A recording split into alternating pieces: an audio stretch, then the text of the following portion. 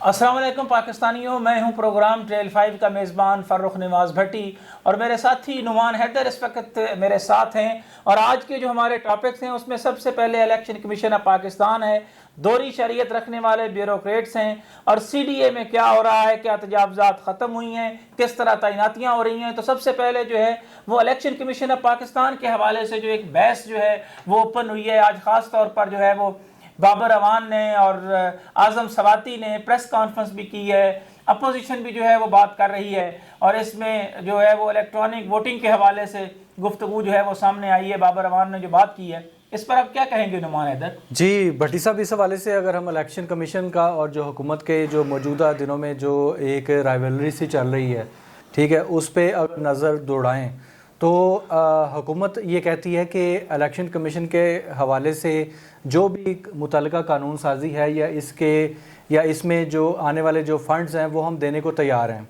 ठीक है। और हुकूमत का आज ये मौक़िफ़ भी सामने आया कि ये जो इलेक्ट्रॉनिक वोटिंग है इसका आगाज़ हमने नहीं किया, ये आइडिया हम कोई अरस्तू या अफलातून नहीं है।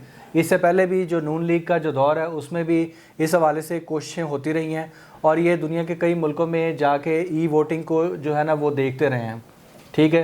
और इस हवाले से मतलब एक काउंटर नैरेटिव ये भी है कि जैसे अब देखें कि ट्रंप जो है वो अमेरिका में इलेक्शन हार गया जदीद तरीन टेक्नोलॉजी के बावजूद जो है वो वहाँ पर। लेकिन नुमान हैदर, इसमें जो सबसे बड़ी बात है जो अपोजिशन की जानब से भी सामने आई है वो ये है कि चूँकि ये इंतखाबात होने जा रहे हैं और पाकिस्तान में इंतखाबात की शफाफियत के हवाले से हमेशा जो है वो सवाल सामने आता रहा, तो इस पे आप क्या कहेंगे कि ये जो हाल ही में अपोजिशन जो है वो बात कर रही है कि देखें जी इस तरह तो वोट जो है वो चुराए जाएंगे। देखें मेरी बात सुने, 1970 के बाद के जितने इलेक्शंस हैं उन सब के बारे में लोग यही कहते हैं कि उनमें धांधली होती रही। जिसकी हुकूमत नहीं बनती रही या जो अपोजिशन में रही उसने हमेशा यही शोर मचाए रखा कि धांधली होगी, हमारे साथ धांधली होगी, ठीक है। तो ये वाली जो राग है ये पिछले 50 सालों से अलापी जा रही है, ठीक है। ऐसी सूरत हाल में अब भी अगर आप इस डिसीजन की तरफ नहीं आते, इलेक्ट्रॉनिक वोटिंग की तरफ नहीं आते, तो इसका मतलब क्या होगा कि आप वो जो बक्सों वाला जो सिस्टम है लोग उठा के ले जाते हैं, आपकी धुंध आ जाती है, कई तरह के जो फैक्टर्स हैं। बिल्कुल वो फैक्टर हैं, लेकिन आप ये देखें ना कि उसमें तमाम जमातों को इत्मीनान में जो है वो लेना बड़ा ज़रूरी है। यानी आज आखिरी दफ़ा जो है उन्होंने कहा जी कि हम आखिरी दफ़ा जो है वो दावत दे रहे हैं, तो जहाँ और बहुत सारे कौमी इश्यूज़ हैं तो क्या सियासी जमातें मिल बैठ कर देखें उसमें जो सबसे इम्पोर्टेंट पॉइंट ये है कि जो अपोजिशन की जमातें हैं जैसे कि पाकिस्तान पीपल्स पार्टी है, मुस्लिम लीग नून है, ठीक है, इलेक्ट्रॉनिक वोटिंग का जो निज़ाम है इस टाइम पे अपोजिशन के लिए सूट नहीं करता। उन्हें इस बात का ख़तरा है कि ये वाली जो इलेक्ट्रॉनिक वोटिंग मशीन्स हैं ये इस्टेब्लिशमेंट की कोई ऐसी कुंजियाँ होंगी कि जिससे सारे का सारा जो रिज़ल्ट है वो जैसे चाहे उनको डिजिट्स में तब्दील कर सकेंगे। मतलब उनका कहने का ये है कि इससे जो धांधली के इम्कानात हैं वो ज़्यादा हैं।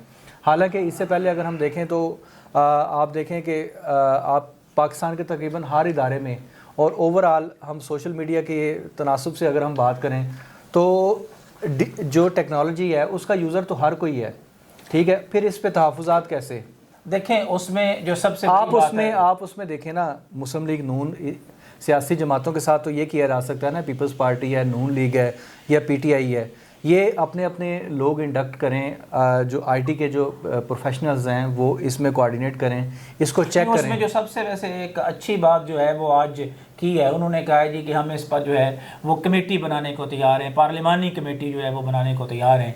ये हुकूमत की तरफ से जो है ये तजवीज़ सामने आई है, तो यकीनी तौर पर अपोजिशन को भी चाहिए कि वो भी इस कमेटी का जो हिस्सा बने और मिल बैठ कर जो है कि वो फैसला करें। नुमान हैदर, बात बड़ी साफ़ और क्लियर सी है कि जब तक अपोजिशन को आप इत्मीनान में नहीं लेते, पार्लिमान के अंदर जो है वो पार्लिमानी जितनी जमातें हैं उनको आप इत्मीनान में नहीं लेते, उस वक्त तक जो है वो मुश्किलात जो हैं वो बढ़ेंगी। मिल बैठ के इस मसले का हल निकाला जा सकता है और इसमें कोई बड़ी रॉकेट साइंस नहीं है। अगर इलेक्ट्रॉनिक वोटिंग ये समझती है हुकूमत, लेकिन जिस तरह का तासर जो है वो दिया जा रहा था, आज मैं बड़ा वो कहना चाह रहा हूँ नुमान हैदर कि जनाब हम आखिरी मौका दे रहे हैं। और भाई एक बात तो बड़ी साफ और क्लियर है कि आखिरी मौका देने से क्या मुराद है?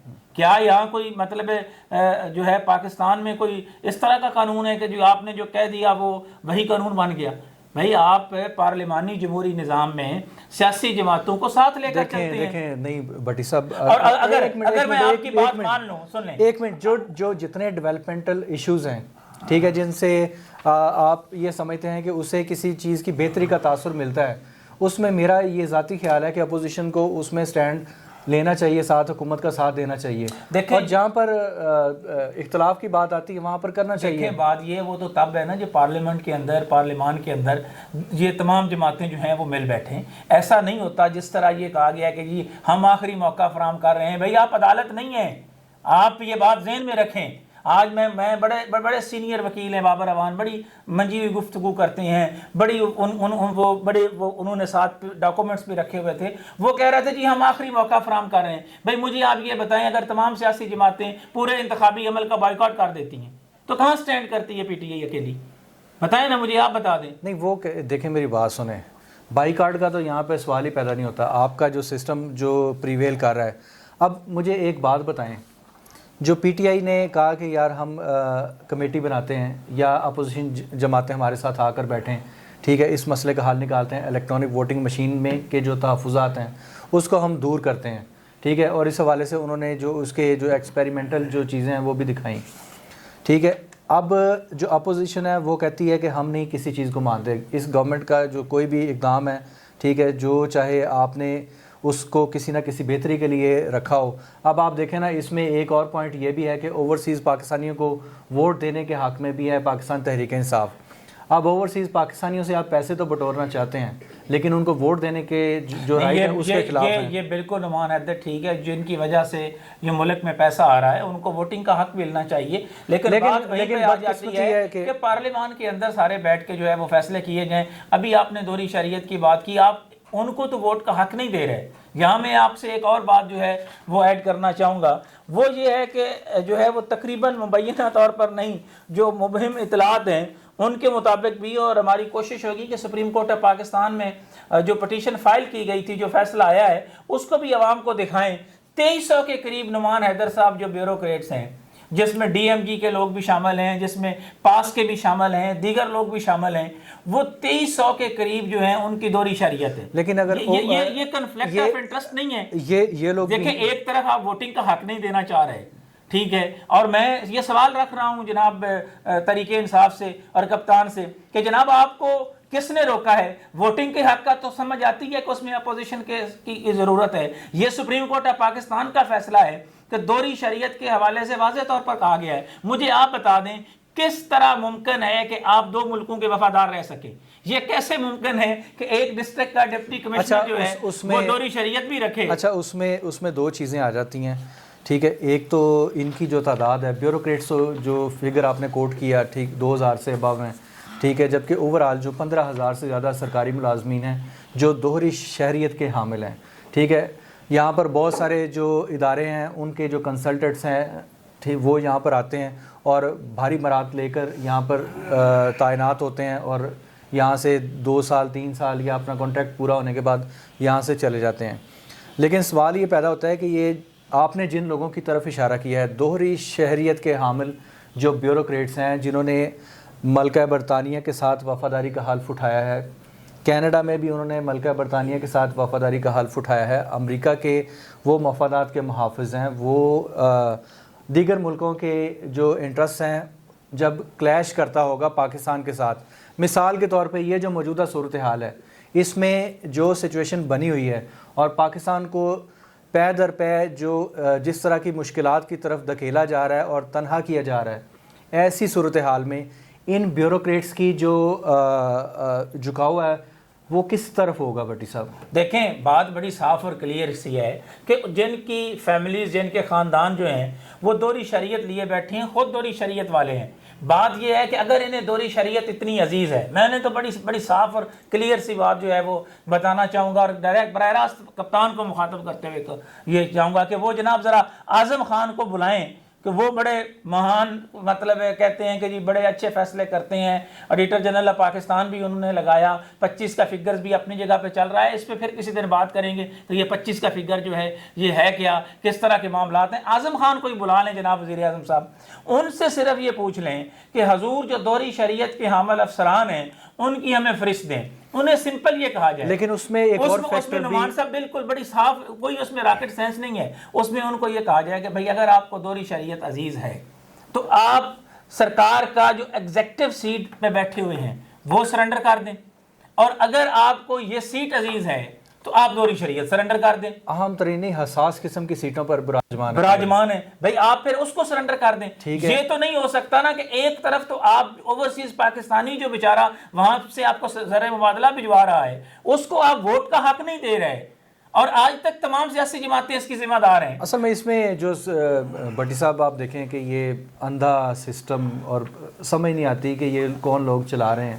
ٹھیک ہے کہ اس طرح کی سارے یہ بالکل سمجھ آتی ہے, یہ 22 کروڑ عوام بھائی اگر سمجھ آتی ہے تو اس پہ ایکشن کیوں نہیں ہوتا؟ بھائی عمل درآمد تو انہوں نے کرنا ہے نا جو اقتدار میں بیٹھے ہیں. ایک گھیرا جو ہے وہ ڈال دیا جاتا ہے, ایک جو ہے وہ لوگ دائیں بائیں سے کہتے ہیں کہ سب اچھا ہے. آج پھر اعظم سواتی نے بڑی بات کی کہ جی چیف الیکشن کمشنر صاحب ہمیں پتہ ہے آپ کی تعیناتی کس طرح ہوئی. اور بھائی وہ جو آپ کے پاس گدڑ سنگھی ہے وہ ذرا لے کر بہر آئیں. ٹھیک ہے, رشتہ داریوں کی بات کرتے ہیں, کس کو نہیں پتا کہ ان کا سعید مہدی کے ساتھ جو ہے وہ تعلق ہے؟ کس کو نہیں پتا کہ محمد علی ان کے رشتہ دار ڈی سی راولپنڈی ہیں؟ کس کو نہیں پتا عامر علی احمد جو ہے ان کے ساتھ ان کی کیا رشتہ داری ہے؟ یہ طاقتور گروپ ہے, اور ان کے طاقتور ہونے کا اندازہ جو ہے وہ آپ لگا لیں. جس طرح کے سی ڈی اے کے معاملات جو ہیں وہ چل رہے ہیں, اس میں میں تو بڑا حیران ہوں کہ کس طرح یہ نظام کو لے کے چل رہے ہیں. ابھی میرے سامنے جو ہے وہ ایک بڑی اہم خبر تھی, اور وہ خبر بڑی انٹرسٹنگ ہے. یعنی سی ڈی اے میں نعمان حیدر میں یہ بتانا چاہتا ہوں پاکستان کی قوم کو بھی کہ سی ڈی اے میں ڈائریکٹر لینڈ جو ہے, ٹھیک ہے, اس کا وہ بڑا امپورٹنٹ عہدہ ہوتا ہے. یعنی وہ مال پانی والا آپ کہہ لیں, اہم فیصلوں والا کہہ لیں, ہر حوالے سے. تو جو صاحب ڈائریکٹر لینڈ لگے ہیں ان کا نام ہے جی محمد عفنان عالم. محمد عفنان عالم جو ہیں یہ سعودی عرب میں جو ہے وہ ایمبیسڈرز کے طور پر سعودی ایمبیسی میں انہوں نے کورس جو ہے وہ ماشاءاللہ مکمل کر لیا ہے. اور اس سے پہلے وہ چونکہ پاس گروپ کے تھے, اور بقول ان کے جی کہ میں تو ایڈیٹر جنرل پاکستان کے زیر کنٹرول جو تھا وہ کام کر رہا تھا, تو ان کو جناب جولائی 6 کو لیٹر جو ہے وہ جاری کیا گیا کہ جناب آپ لوگ جو ہیں, یہ 6 لوگ تھے کل, جن کے حوالے سے مختلف ممالک میں کسی کو جدہ میں لگایا گیا, کسی کو ٹوکیو میں لگایا گیا, کوئی قطر میں جو ہے وہ گیا. اس میں جب میں نے اسٹیبلشمنٹ ڈویژن سے یہ پوچھا کہ جناب آپ بتائیں آپ کے, انہوں نے کہا کہ پاس یا ڈی ایم جی ہو وہ براہ راست اسٹیبلشمنٹ کو جواب دے. اس پر نعمان حیدر جب میں نے موقف لیا جناب محمد عفنان عالم صاحب سے کہ حضور آپ تو کورس کرنے کے بعد آپ کو تو اسٹیبلشمنٹ ڈویژن میں رپورٹ کرنا چاہیے تھی, آپ یہاں پہ ڈائریکٹر لینڈ لگ گئے. بھائی کوئی قانون نام کی چیز ہے یا قانون کو موم بتی ہے کہ جس کو جس طرح مرضی استعمال کریں؟ کیا سیکٹری اسٹیبلشمنٹ صاحب آپ کے پاس اس کا کوئی جواب ہے؟ کیا جناب عامر علی احمد صاحب آپ مجھے یہ بتائیں کہ یہ قانون مجھے آپ بتا دیں حضور. یہ میرے پاس وہ لیٹر پڑا ہوا ہے جناب سیکشن افسر کا جو یہ کہہ رہا ہے کہ جناب یہ صاحبان جو ہیں ان کو ہم ادھر اپوائنٹ کرتے ہیں, بھائی صاحب جو ہیں وہ ادھر ڈائریکٹر لینڈ لگ گئے. میں کہا جی کس طرح لگ گئے, مجھے ذرا عفنان صاحب آپ ہی بتا دیں. تو ان کا کہنا تھا دیکھیں جی میں تو اتنا جانتا نہیں ہوں, میری کسی قسم کی کوئی بیک نہیں ہے, میرے ساتھ تو جی کوئی مجھے سپورٹ نہیں ہے. یہ ہم بھی اچھی طرح جانتے ہیں, اور شہر اقتدار کے جتنے بااثر بیوروکریٹ ہیں وہ بھی بڑے اچھی طرح جانتے ہیں کہ کس طرح تعیناتیاں جو ہیں وہ ملتی ہیں. اور میں براہ راست سوال کر رہا ہوں جناب عامر علی احمد سے, اور میں براہ راست سوال کر رہا ہوں جناب چیئرمین نیب سے, میں براہ راست سوال کر رہا ہوں جناب کپتان سے, میں براہ راست سوال کر رہا ہوں اعظم خان سے کہ اعظم خان صاحب مجھے اس کی آپ جسٹیفیکیشن بتا دیں, سیکٹری اسٹیب کو بلا لیں. حضور اگر اس کی کوئی لیگل جسٹیفیکیشن نعمان حیدر بنتی ہے تو بھائی جان میں تو جرمانہ دینے کو تیار ہوں, کیونکہ میں نے اس پر اچھا اس میں دیکھیں اس معاملے کو تھوڑا سا سمجھنے کی کوشش کرتے ہیں. ہوا ایسے کہ یہ جتنے صاحبان ہیں یہ 6 لوگوں کی لسٹ ہے, ٹھیک ہے, جنہوں نے یہ والا کورس کیا اور انہوں نے بیرون ملک تعینات ہونا تھا. ٹھیک ہے, اب اس کورس کے بعد ان کو کہا گیا تھا کہ آپ نے رپورٹ کرنا ہے اپنے مدر انسٹیٹیوشن, ٹھیک ہے, جو کہ اسٹیبلشمنٹ ڈویژن بنتا ہے. انہوں نے وہاں پر رپورٹ کرنے کی بجائے یہ انہی اداروں میں جہاں پر یہ پہلے نوکریاں کر رہے تھے وہیں پر نوکریاں کر رہے ہیں, ٹھیک ہے, اور وہاں پر جو پہلے کی آلریڈی جو کمٹمنٹس ہیں ان کو یہ پورا کر رہے ہیں. لیکن اس میں جبکہ ایک لیٹر پر واضح طور پر لکھا ہے. اب یہ لوگ جو یہاں مختلف محکموں میں نوکریاں کر رہے ہیں اور ان کا جو کورس جو ہے وہ ختم ہو چکا ہے, ان کو اسٹیبلشمنٹ ڈویژن کے ڈسپوزل پر ہونا چاہیے. بالکل ایسے ٹھیک ہے. یہ غیر قانونی طور پر ان صاحب سمیت جو دیگر جو 5 ہیں ان میں سے ایک تو سرنڈر کر چکے ہیں, باقی جو لوگ ہیں, اور وہ بھی جناب انہوں نے باقاعدہ رائے لی ہے, اور اس میں اسٹیبلشمنٹ ڈویژن نے کہا ہے کہ جی بالکل آپ کا بنتا ہے, آپ آئیں رپورٹ کریں. انہوں نے کہا جناب قانونی طور پر یہ بنتا ہے, میں نے پوچھا ہے, ٹھیک ہے. وہ جو ٹوکیو میں جا رہے تھے اشر جو ہے وہ گیا ہے, اس نے ریسپیکٹفلی جو ہے وہ سرنڈر کیا, اس نے کہا جی جناب یہ میں جمع کروا رہا ہوں. اپریشیٹیبل ہے. دیکھیں جس بندے نے قانون کو مطلب سمجھتے ہوئے, قانون کو مد نظر رکھتے ہوئے ہم اس کو سلام پیش کرتے ہیں. لیکن جناب عامر علی احمد صاحب, کیا آپ کو پتہ نہیں تھا, آپ کے لیگل والوں نے بتایا نہیں, یا یہ اتنا ناگزیر ہے جو بیسیکلی آڈٹ اینڈ اکاؤنٹس کا بندہ ہے اور آپ اس کو ڈی جی لینڈ جو ہے وہ لگا رہے ہیں؟ یار نعمان حیدر کمال بات ہے. اب آڈٹ والے جو ہیں وہ لینڈ کو کس طرح, کوئی کمبینیشن بھی نہیں بنتا, اس کو بھی چلے ہم ایک طرف رہنے دیں.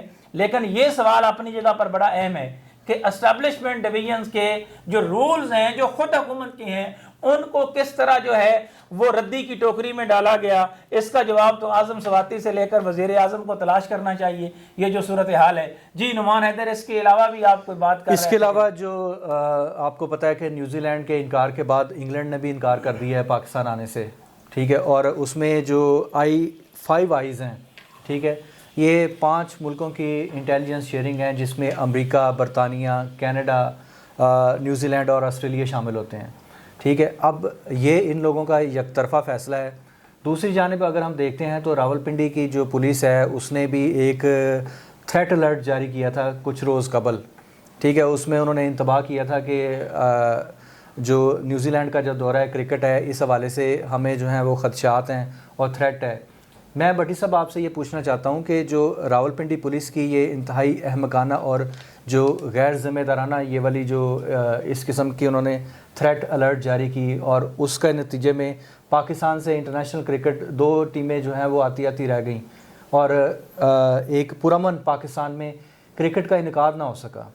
سر میں تو پہلے یہ کہوں گا نعمان حیدر کہ یہ بالکل جو ہے یہ کسی طرح بھی ٹھیک نہیں ہے. پاکستان میں دباؤ میں لانے کی کوشش ہے, اور ایڈیشنل ڈی آئی جی صاحب جو ہیں ان کا ذرا پتہ کروائیں. یہی بات تو میں کہہ رہا تھا, امریکہ, برطانیہ, کینیڈا, ٹھیک ہے, نیوزی لینڈ, یہ جتنی نیشنلٹیز ہیں, آسٹریلیا, یہ جتنی نیشنلٹیز لی گئی ہیں یہ انہی 4-5 ممالک کی ہیں, ٹھیک ہے. ان کا ڈیٹا نکلوائیں, ان سے پتہ کروائیں کہ بھئی آپ دوہری شریعتیں کون کون سے خاندان جو ہیں ان کو دوہری شریعتیں ملی ہیں. خاص طور پر اس میں دوسری طرف دیکھتے ہیں نا تو خان صاحب تو نیوزی لینڈ کی پرائم منسٹر کو کال کر رہے ہیں, ٹھیک ہے. دیکھیں بات یہ دوسری ہے, جانب وہ ان کا اپنے ہی ایڈیشنل آئی جی جو پنجاب پولیس کے دیکھیں یہی راولپنڈی ریجن ہے, بھائی یہی تو ان کو پوچھیں. بھائی میں یہی تو کہہ رہا ہوں کہ ان سے پوچھیں, ان کا لنک جو ہے وہ چیک کریں, اور ان بیوروکریٹس اور ان سرکاری بابوں سے ضرور پتہ کریں کہ بھائی جان آپ کو دوہری شریعت کیوں چاہیے, آپ کو بیرون ملک اثاثہ جات کیوں چاہیے.